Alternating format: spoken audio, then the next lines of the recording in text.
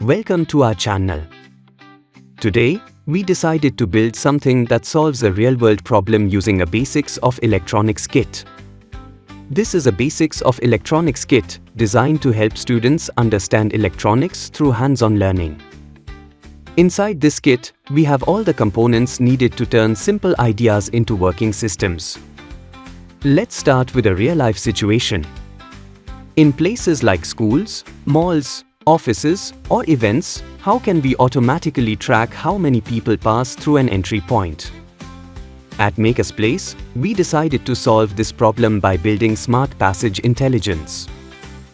For this activity, we are using a power source module, a proximity sensor, a counter sensor, a potentiometer, connectors, and a battery. First, we connect the connectors to the power source module.